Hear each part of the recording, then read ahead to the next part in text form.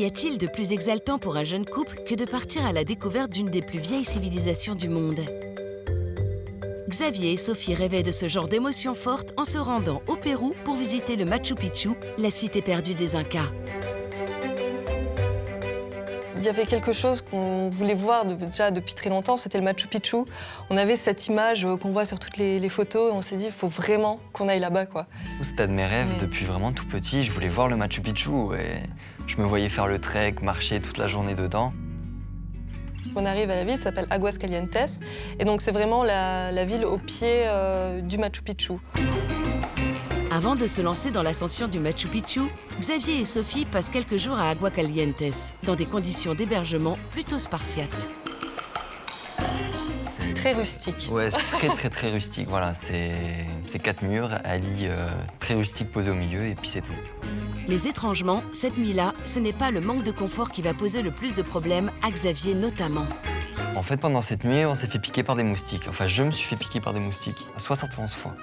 Donc par des moustiques, je sais pas combien ils étaient, je pense une bonne dizaine. Heureusement, on avait des amis qui étaient avec nous qui avaient des flacons spéciaux des crèmes pour atténuer. apaisantes. Bon, moi, ça allait. Bon, je lui mettais les petits points de crème. Moi, j'avais rien. Du coup, il avait tout pris. Bon, moi, j'étais contente, hein, mais Ouais. je vais pas dire le contraire.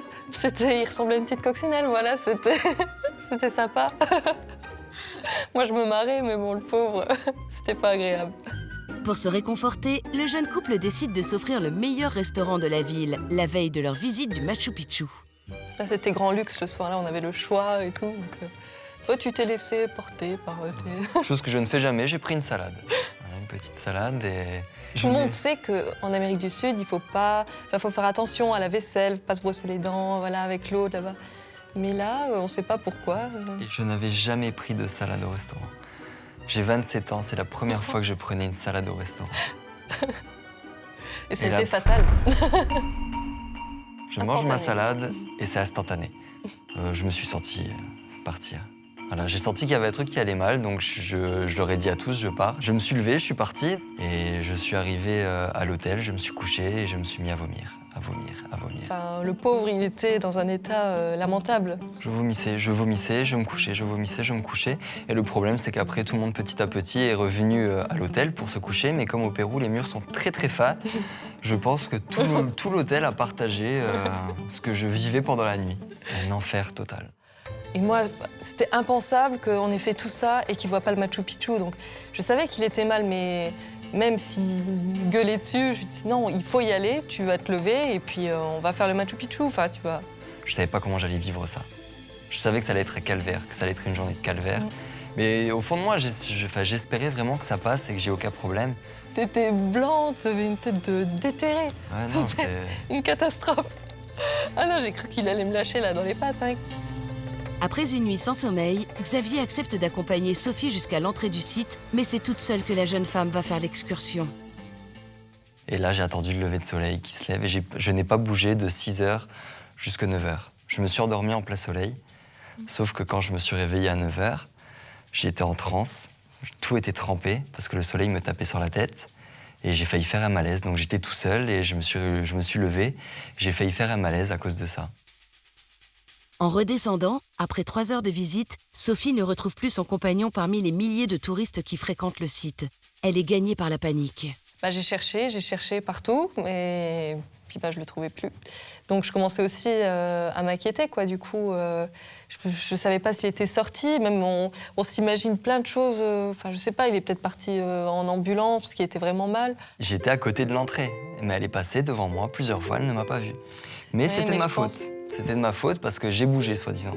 Voilà, j'ai passé mes 3 heures à bouger. Il y a et je me suis fait engueuler. Qui se ressemblent dans le site. Voilà, j'ai pas fait attention. Oui, c'est vrai que des entrées, il y en avait beaucoup. Il y avait une seule entrée, j'étais à côté de l'entrée, mais c'est de ma faute. Je suis sûre d'y avoir été de toute façon. Enfin, peut-être pendant 3 heures, quelqu'un m'a pris et m'a porté pour me mettre ailleurs. À un moment, je l'ai vu déambuler là en bas. Je sais pas pourquoi voilà, je l'ai vu, donc je suis tout de suite descendue.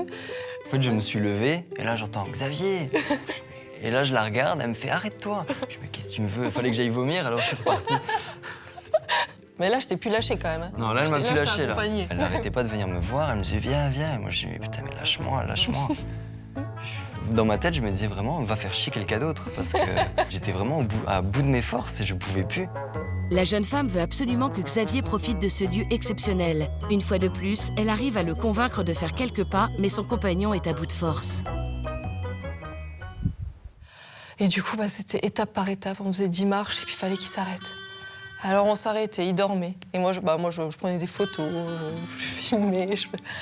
Et puis après, on repartait, 20 minutes après. Et puis c'était un calvaire.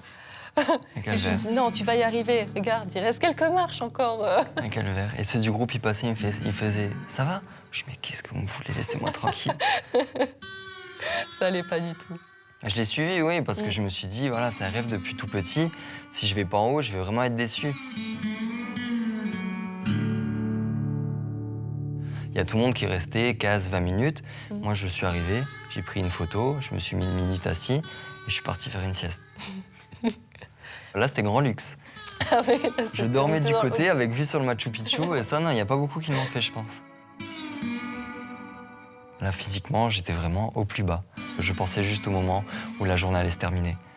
Même si c'était un rêve, même si c'était superbe, j'attendais qu'une chose, c'était que ma journée se termine, que je puisse me mettre dans le lit, reprendre des médicaments et passer à autre chose. Au début, on se dit, bon, ça, voilà, une petite intoxication alimentaire. J'avais jamais vu ça, donc je dis, ça va passer. En même temps, vu qu'on est dans un pays, on ne sait pas trop comment ça fonctionne, on n'ose pas trop aller chez le médecin non plus. Voilà, on est rassuré de rien, en fait. Donc, on prend juste des médicaments et puis on attend que ça se passe, quoi. Enfin, surtout pour lui. En fait, le Pérou, j'ai vomi tout le Pérou. Voilà, j'ai vomi tout le séjour au Pérou. Au total, l'intoxication alimentaire durera 1 semaine entière et vaudra à Xavier 2 kilos en moins sur la balance. Loin de les avoir éloignés, cette mésaventure a prouvé à ce jeune couple qu'ils pouvaient vraiment compter l'un sur l'autre. On a toujours été très proches, mais là, on l'est encore plus. En fait, je sais pas. C'est un de mes meilleurs potes maintenant.